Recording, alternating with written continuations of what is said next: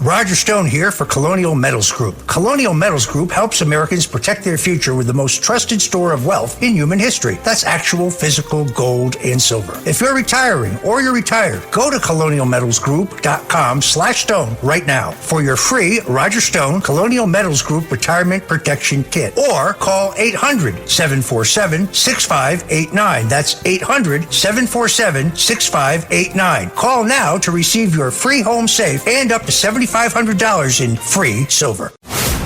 The sound of praise for your Sunday morning. The only one who could ever teach me. Introducing Reverend A.R. Bernard of the Christian Cultural Center. Was the son of a preacher man. And Rabbi Joseph Potasnik of Religion on the Line. The only one who could ever teach me.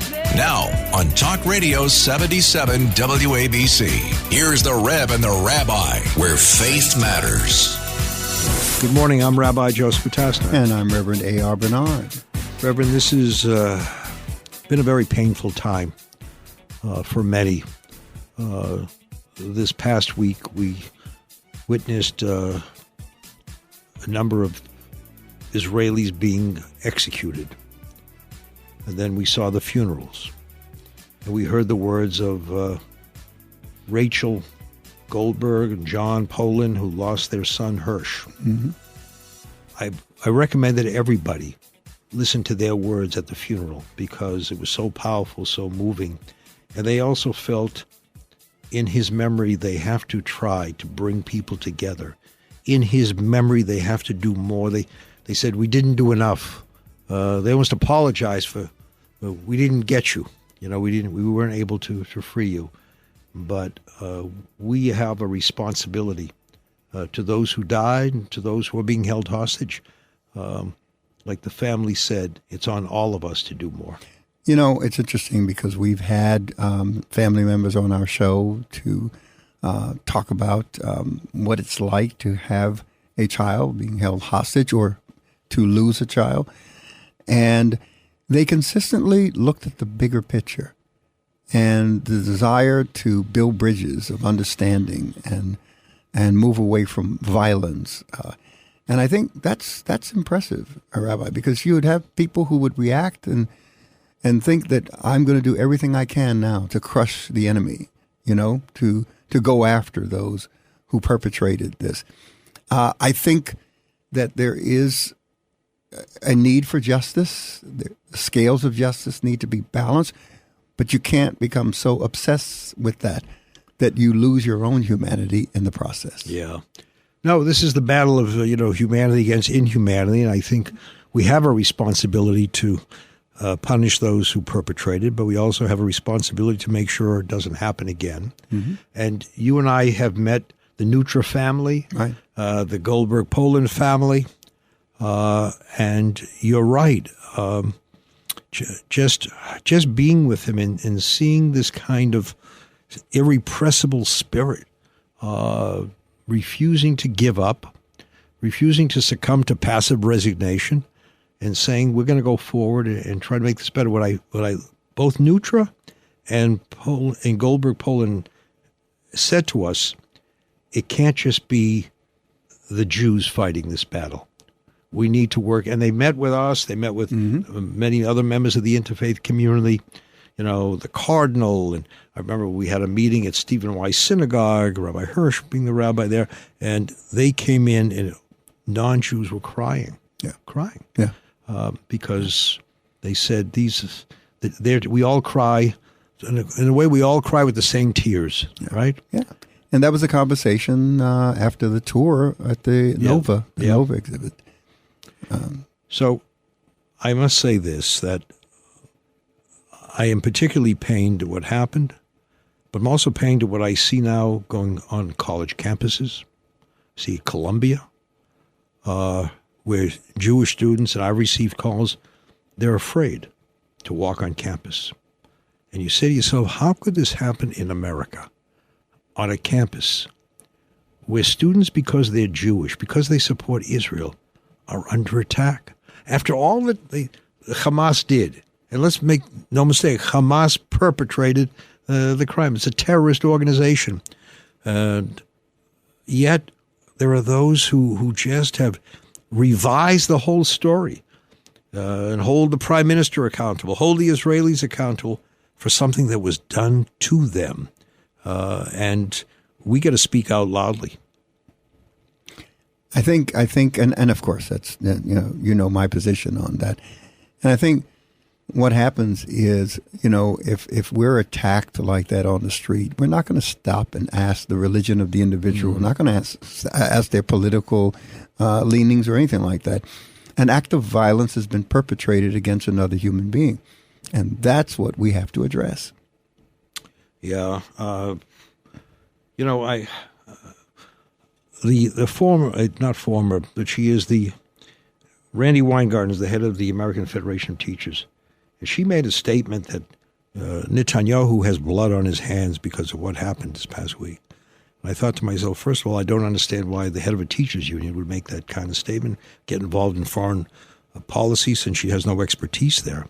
But again, it contributes now to the taking sides and taking sides with those who were attacked rather than the going after the attackers. But I think we got to have this moral clarity. We have a moral cloud out there, not moral clarity, where people are just rewriting the history, the story, telling a different narrative, and we got to be better. Absolutely. I mean, there was a time when a person of color was being challenged on a college campus and couldn't attend because of the color of their skin. And now, because of a religious and cultural identification, that's coming back around, because there was the same thing with the Jewish people here in America, in that history, and in parts of the of Europe, which led to the establishment of the State of Israel. Yeah. Look, there were those who slavery, they said, was not a true story. Was exaggerated? Holocaust, not a true story. Didn't happen.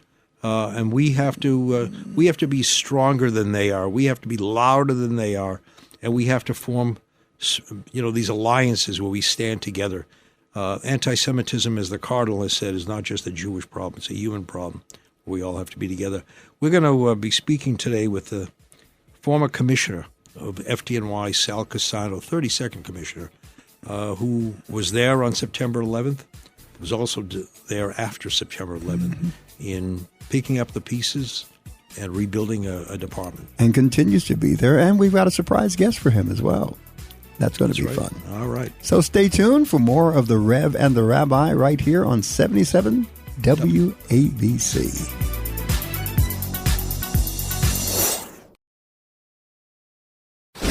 Where faith matters. The Rev and the Rabbi. Talk Radio 77 WABC. Welcome back. I'm Rabbi Joseph Potasno. And I'm Reverend A.R. Bernard. Reverend, we both are honored to have someone with us who I see as a great role model, and to me personally, he's been a brother. And I'm talking about the 32nd Commissioner of the Fire Department of New York, the Honorable Salvatore Cassano. Commissioner, thank you for being with us.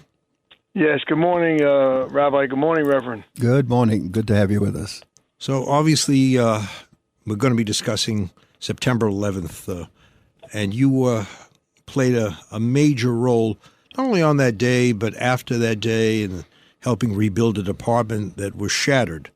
Let's talk about that day, where you were, the call you received, and what transpired. Well, that day I was in headquarters and working, we were in the command center and just going over the activities of the day before and what we were going to be doing that day. With myself, Chief Gansey, who was killed that day. It was our chief of department.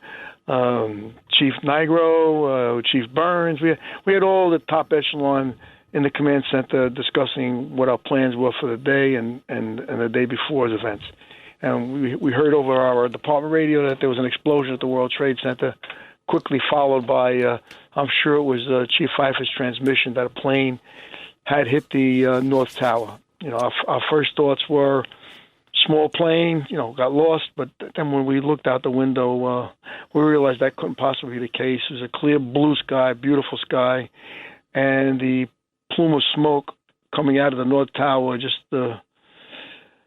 just told us that couldn't be a small plane making that kind of a damage and that kind of a smoke cloud. And we responded. We went down to the World Trade Center, all of us.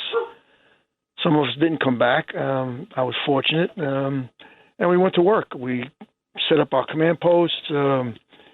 We set up our rescue and recovery. We set up our firematics to try to figure out how much fire we could put out. But I think if you talk to people that were speaking directly to Chief Gansey before I got there, he said that we're going to have to rescue as many people as we can because this is a fire that's probably not going to be able to be put out any short period of time.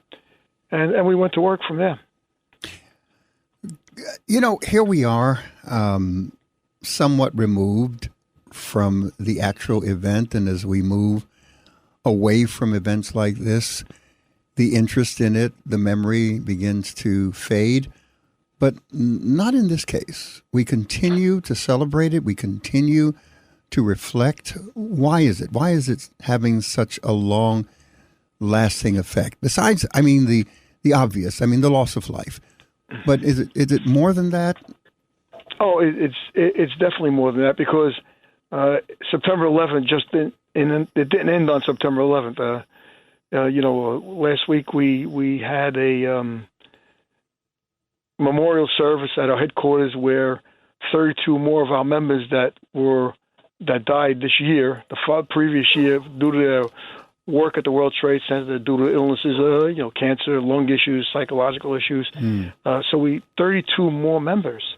That was 32 more families that were there, and that brought our total right now to 363 members of the department that have lost since September 11th. So it's just not going away. It just hasn't ended because every year we lose 30 to 40 people to these illnesses.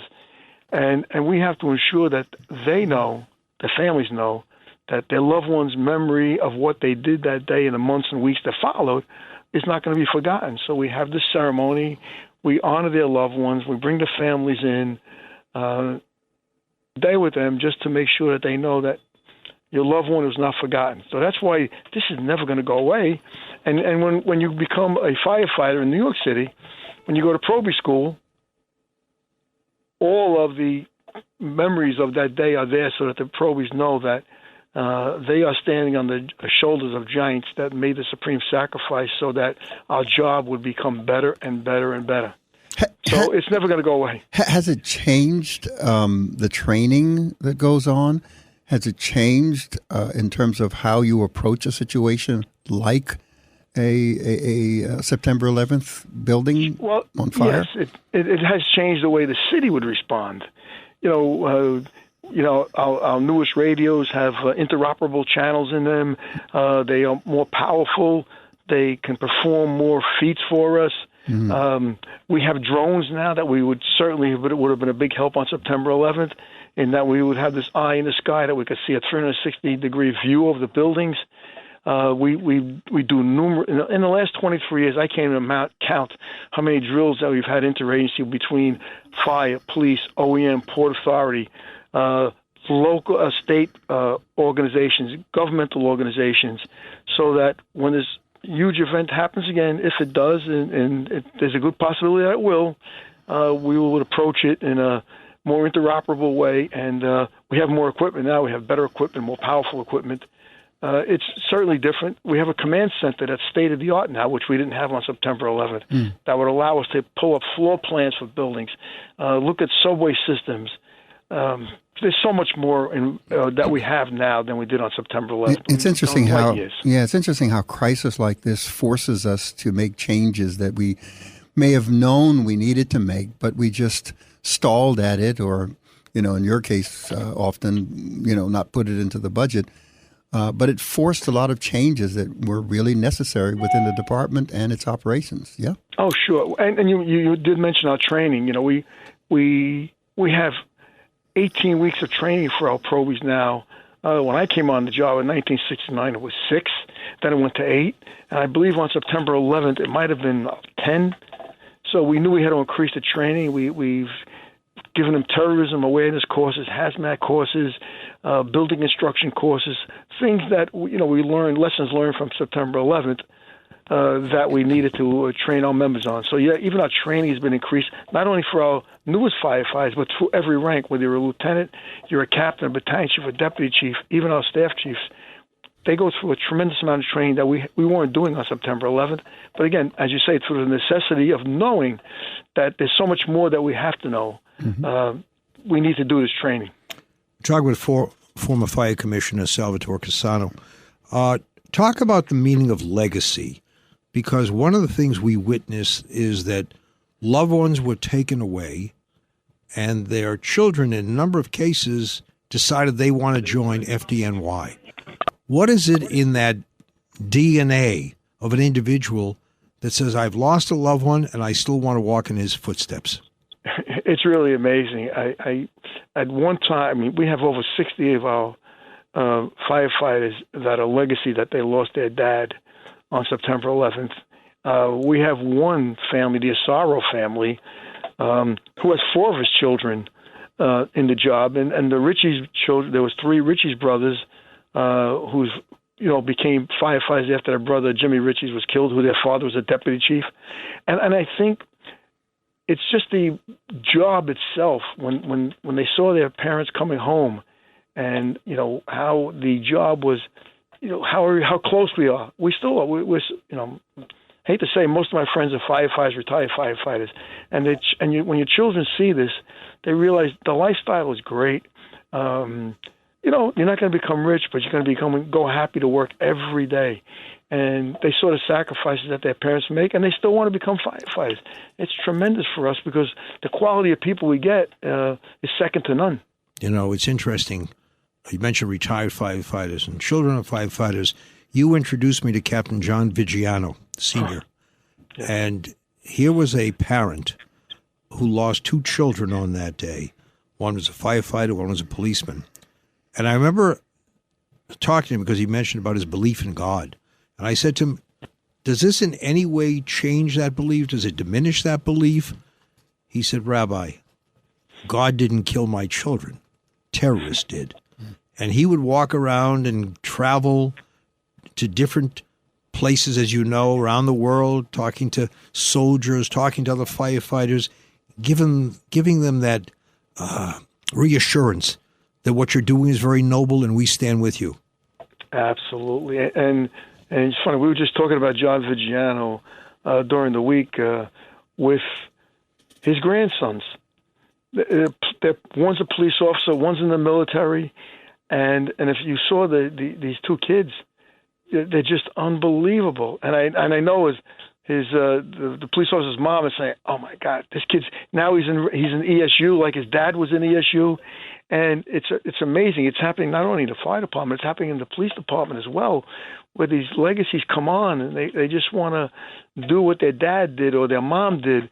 And I mean, how good is that for us as a city to have the quality of these young people coming on the job and wanting to give their all, knowing it's a dangerous job.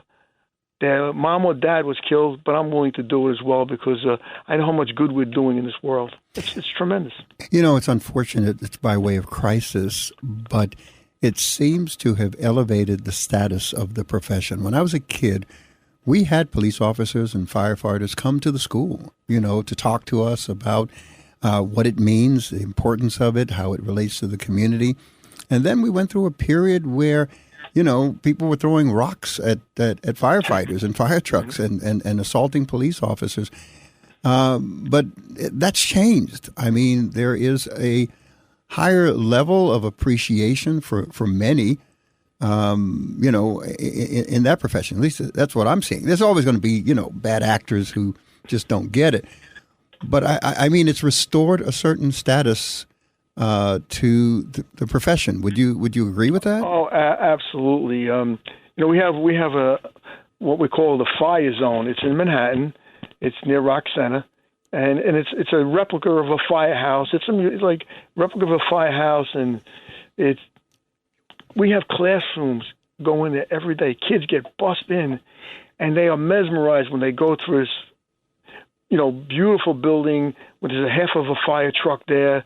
There's, we teach them about fire safety, and the teacher always says, without a doubt, this was our best class trip. And we have retired firefighters in there as docents that take them around.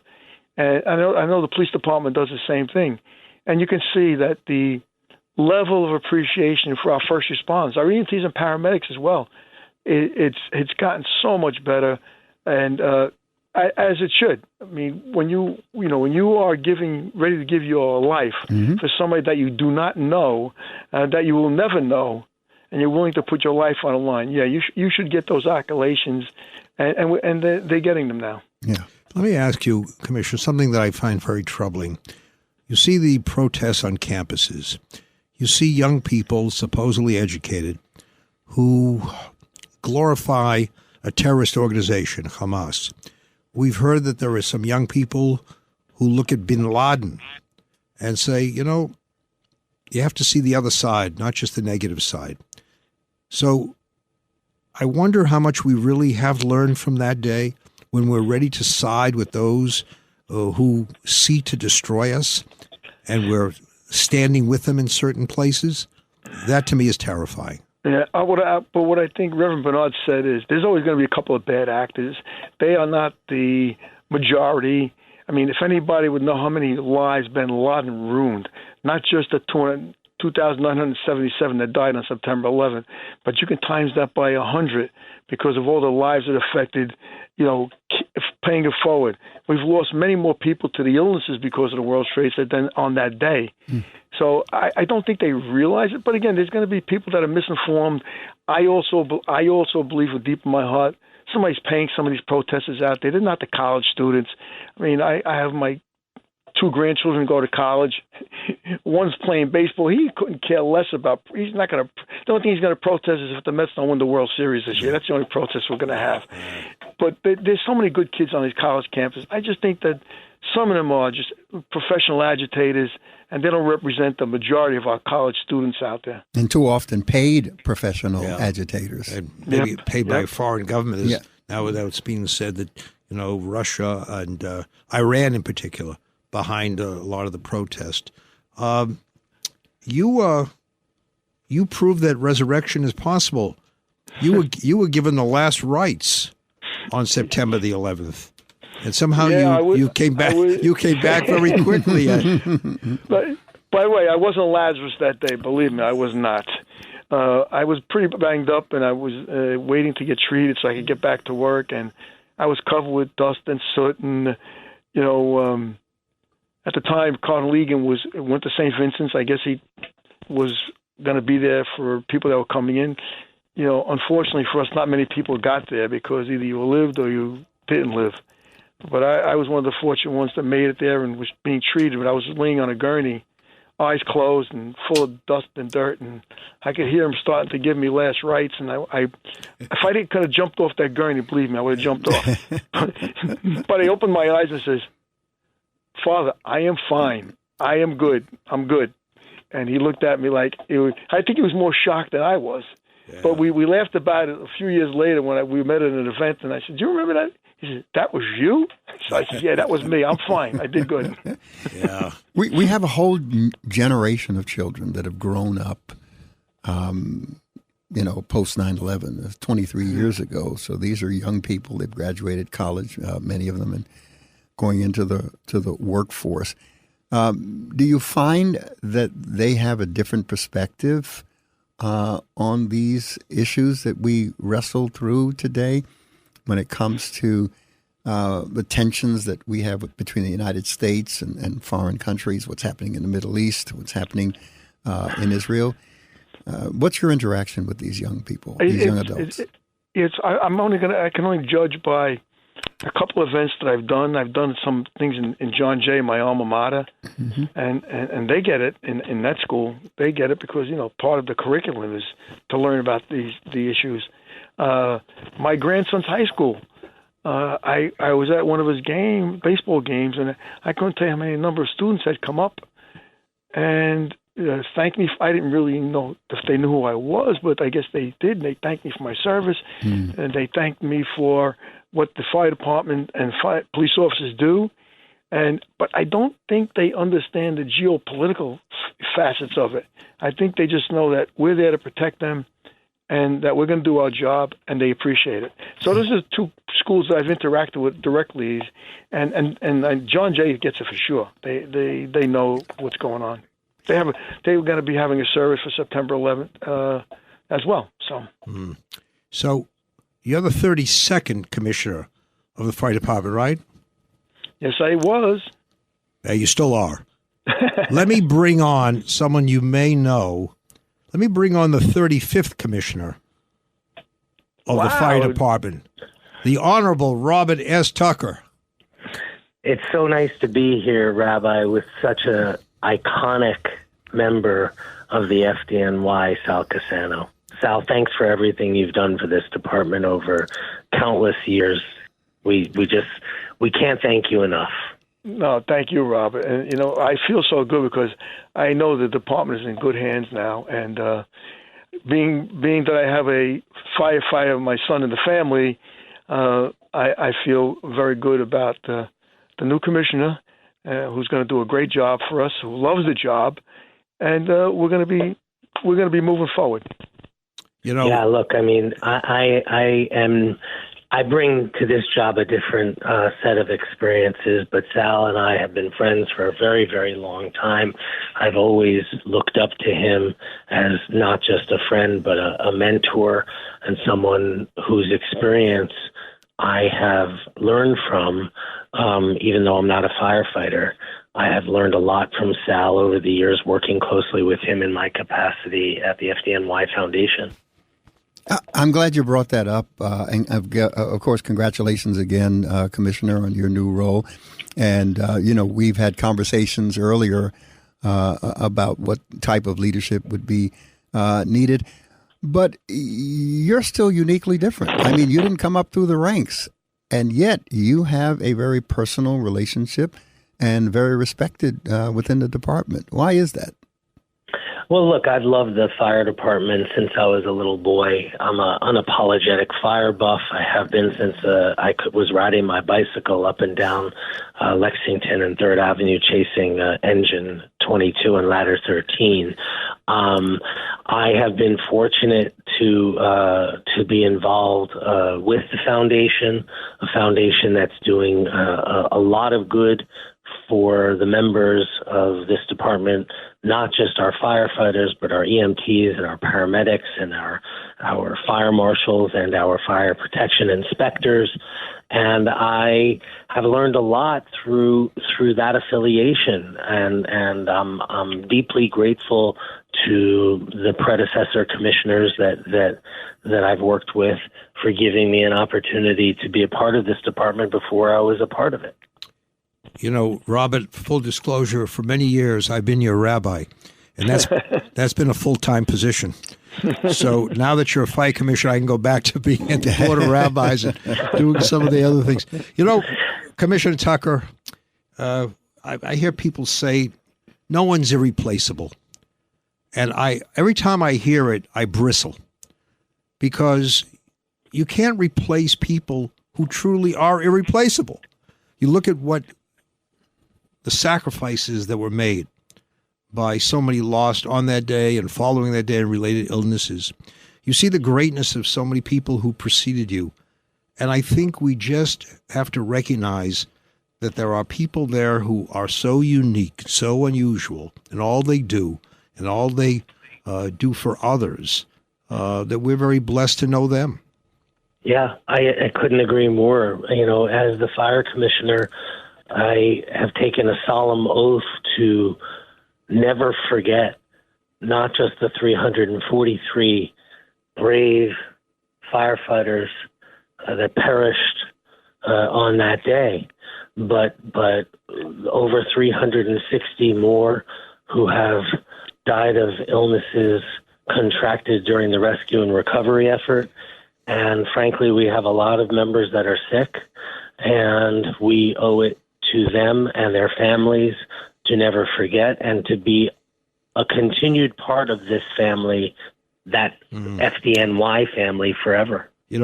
Commissioner Cassano, I was thinking of asking you to give Robert some advice about being commissioner. Then I realized you're someone who never took a day off. never took a vacation. So I'm not, sure what kind of advice you're going to give him in being commissioned. But what would you say to him? I would. First of all, there's not much advice I have to give Robert. He's been a successful businessman for many years. I've been up to his office and saw how much his employees loved him and how much he loves, giving back. Robert's a great leader. He makes sure that people grow under him, and I would just say that he has a great staff there, experienced fire chiefs that know their job, that are willing to.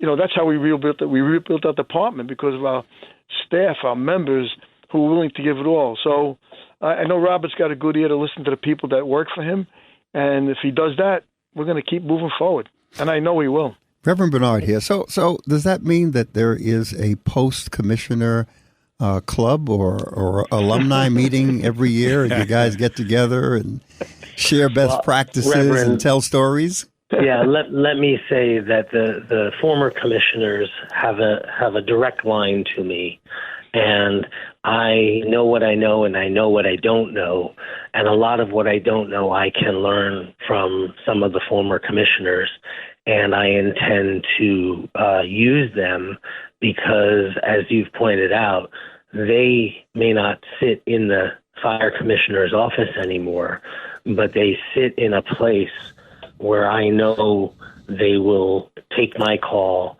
and give me the best advice they can give me, and I'm not above asking. By the way, Commissioner Cassano, you should recognize that's a pro bono appointment that he gave you. Well, he'll seek advice. Leave it to Rabbi Potasnik to point that out. Of course, you hit the nail on the head. That's right. So the other day, this past week, Commissioner Tucker, you took a moment at the memorial service for those who died since 9/11, and you recognized Commissioner Cassano. Many of us were touched by that because Commissioner Cassano is such as you say, he's an iconic figure, but so involved in September 11th and the rebuilding after September 11th. And I just want you to know that you've earned the appreciation of many of us because, it's easy to forget. It's easy to say, well, we have to move on. It's another trite phrase. But you don't move on unless you can move on with others who were there with people who've been taken from us. This is the greatest fire department in the world, and it was built by people like Sal Cassano. Not just by him, but he knows the role he played here in the post 9/11 rebuilding of this great department. And I wish I could have done more with him, but yesterday, when I acknowledged him, but he will always have a special seat at the table at our memorial events or at any event he wants to come to, because I'm well aware of his contribution to this great department. So today's Sunday, September 8th, and we're having this conversation. September 11th is Wednesday. What are some of the events that will be taking place that you'll be participating in, and are they open to the public? Yeah, my September 11th morning starts up on Riverside Drive at a wreath laying, which I'm sure Commissioner Cassano did already. I'm 3.5 weeks into this job. Commissioner, do you want to describe that morning? Sure. Well, as Robert said, the Commissioner's Day starts at Riverside Drive at the Firefighters Memorial.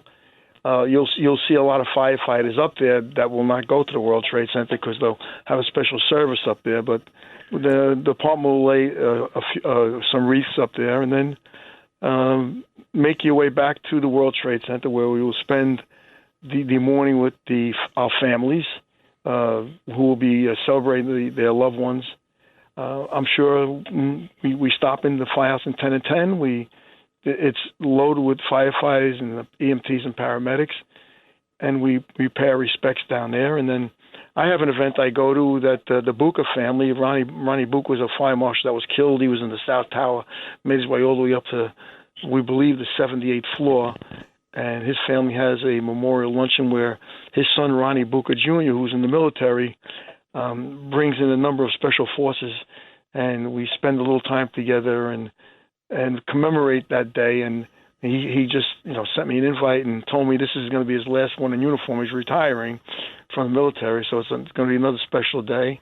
And then we have our service at headquarters at 2:00, where we honor the people that responded at headquarters, like Chief Gansey and Chief Burns, Chief Barbara, and First Deputy Fire Commissioner Bill Feehan.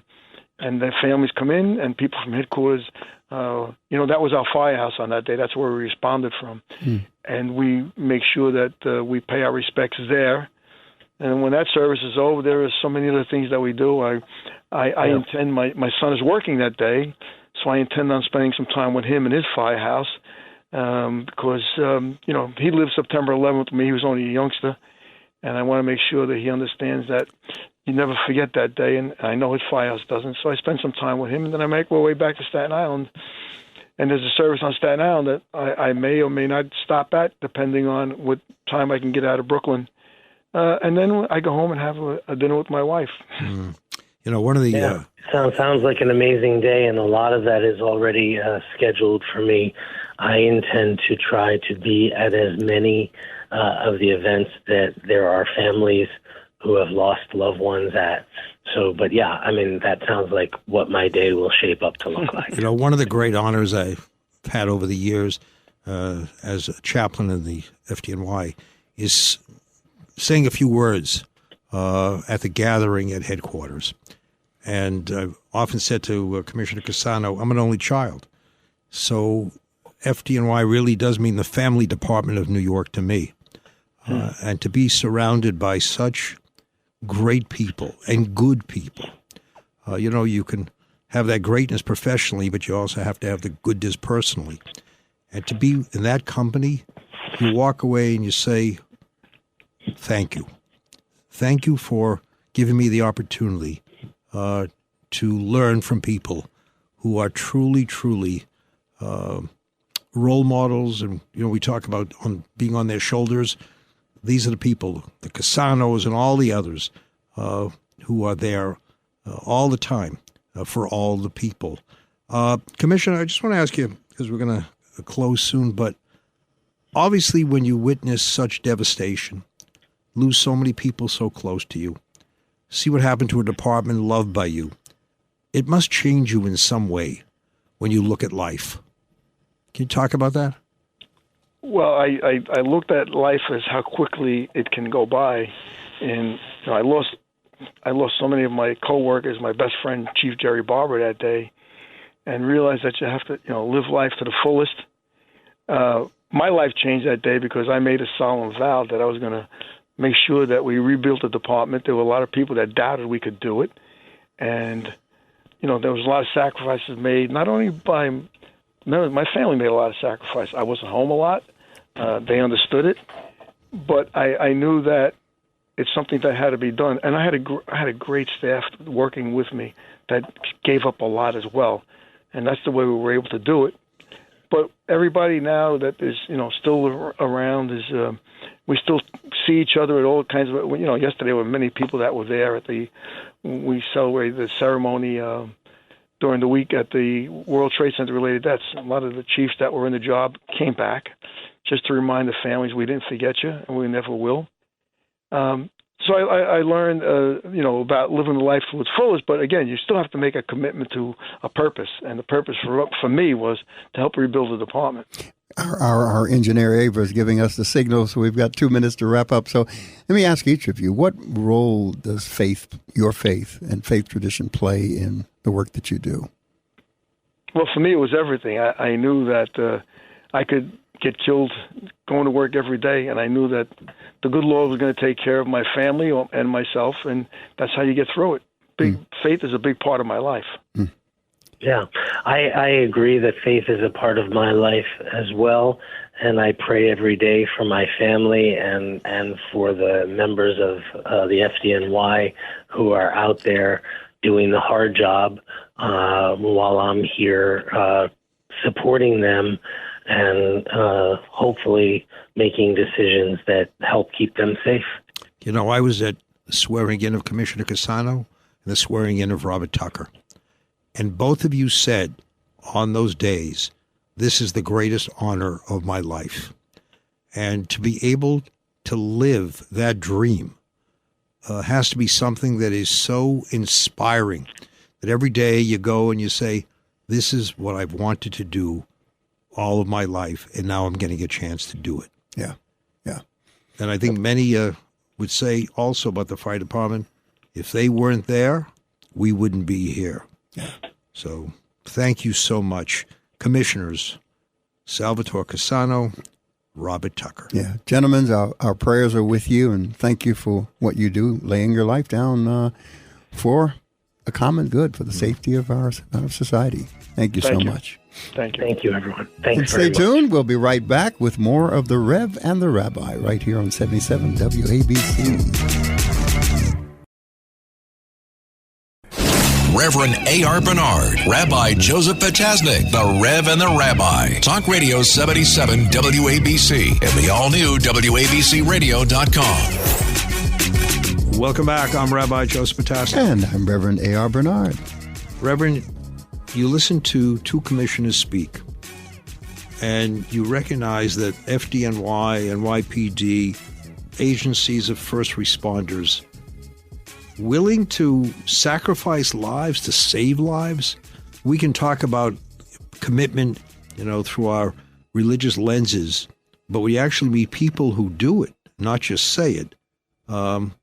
You realize that you're seeing the reality, not just the prophecy. Well, I like the fact that Robert Tucker comes with a perspective that was informed, shaped, and fashioned by his experience with the foundation. So he is very aware of the culture, and there's a culture there. I mean, that has developed over time. And it's important to understand that and to gain the respect of the rank and file. Yeah, you have to be ready to listen. I think sometimes leaders feel they have the answers. Mm-hmm. And let me tell you what to do and how to do it, and not recognize that there are those there who may have better answers, who may have alternative approaches that you have to hear. I think part of being a good leader is being a good listener. Yeah, absolutely. Good leaders are good followers. That's a reality. I think, from the conversations that we've had, he's looking to make positive changes, to build upon the legacy that's already there, and to expand. And that's exciting. We're going to be bringing him to our church so he can address our congregation. And we continue to work with the department's efforts to diversify the staff that's part of the department. I've known Robert many years. I know his family. And I often say, look at how someone treats his family. You know what kind of individual he is. And he is the most loving son, father, so good to everybody around him. I said to his sister at the swearing in, now do you have to call him commissioner? Hey. She said, not a chance. He's my brother, and I'll say whatever I want. But the love in the family carries over to the love he has for the bigger family, the FDNY. And you know what also, that irrepressible spirit, there are people who say, and Rev, you know this very well in your own life, you face a tragedy, and sometimes there are those who say, I can't go on. I can't go on. And there are others who say, how can I go on? What can I do to go on? Mm-hmm. And you've done it. FDNY has done it to somehow rebuild. Maybe not the same, of course. People are missing. But you rebuild and you say, in their memory, I have to give back to those who are with me. Yeah. No, that's true. I mean, it becomes an incredible motivator and stirs your heart when you're attached to this kind of a legacy. So it's interesting how many, I think he said 60 individuals whose parents died in 9/11, and they're now legacy. They're firefighters. We didn't get a chance to ask him, is there a new category called legacy firefighters? They just talk about them as legacy. But I've been to a lot of the graduation ceremonies and promotion ceremonies, and it's often mentioned that this person, follows his father or whoever, whatever the relationship was. And they carry the memory within them, but it's not just looking back. They say, I want to go forward with that memory. But it's an interesting classification to have legacy firefighters. That means it's generational. Yeah. And even before September 11th, you would see a number of firefighters, as you see with police. My grandfather was a cop, and I want to be one. I want to be a firefighter. I've often asked this question, why is it a young child, when asked, what do you want to be when you get older, will say, I want to be a policeman. I want to be a firefighter. What is it in that response? Why? Why do they identify at that early age with these kinds of people? Hey, I have a grandson. He's very clear. He's graduating in January of 2025 from Farmingdale Criminal Justice, and he's going into law enforcement. And that's his passion. He is a volunteer firefighter in our community and first responder, and he loves it. He just has this thing where he's attracted to helping people. See, my mother, when I was very young, didn't ask me, what do you want to be? She said, you're going to be a doctor. It's part of the tradition. You're going to be a doctor. I just am amazed with you. You talked about all the changes that have been made. Can you imagine? You see this destruction, and the next thing you know, we have to rebuild. Yeah. We can't just, mourn the day after mourning. We MOUR and then MOR. What do we do? And they did it. Yeah. I love the fact that it caused them to reflect on their operations, their practices, what they can do to be more effective and to protect the lives of firefighters. They did what they knew best, and they rushed into that building and started climbing those stairs. I wonder if they're rethinking these things. And I didn't get a chance to ask this question also.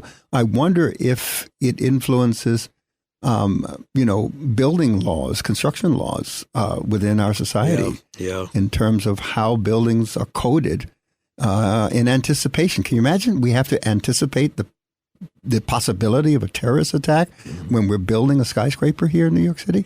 It's often been said also that when they rushed into those buildings, many knew they wouldn't be rushing out. Yeah. That, given what they saw, at the same time hearing people cry out, help us, did not deter them from making that kind of sacrifice. So the DNA of first responders is something that not everybody can have, but what you can do is to support them in some way. Yeah.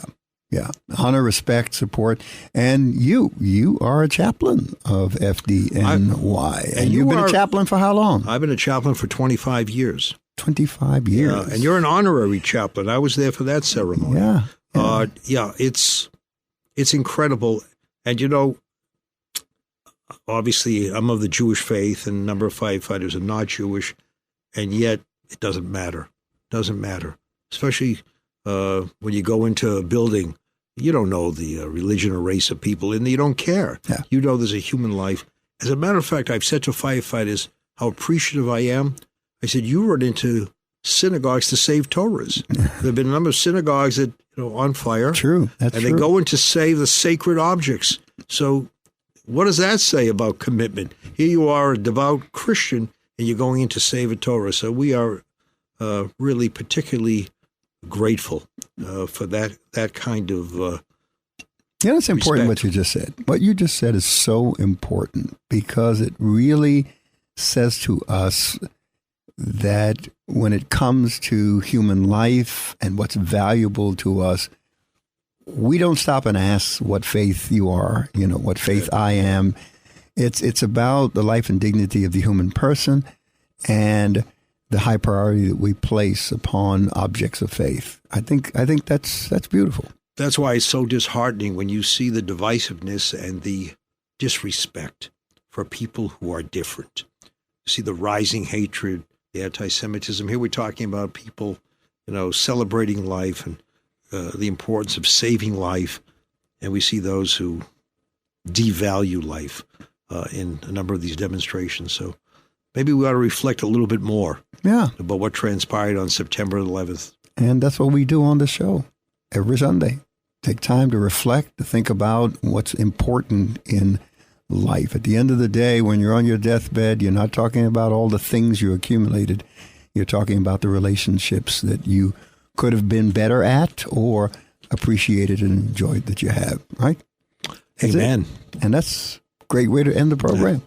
So for those of you who lost loved ones, we, of course, offer our prayers and share our concerns and appreciation for your journey and the families of the victims as well. Thank you for joining us here on the Rev and The Rabbi Sunday morning.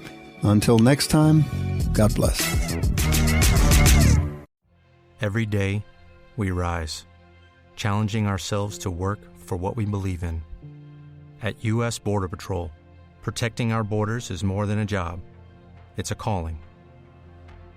Agents answer the call, working together to keep our country and communities safe. If you're ready for a new mission, join U.S. Border Patrol and go beyond. Learn more at cbp.gov/careers.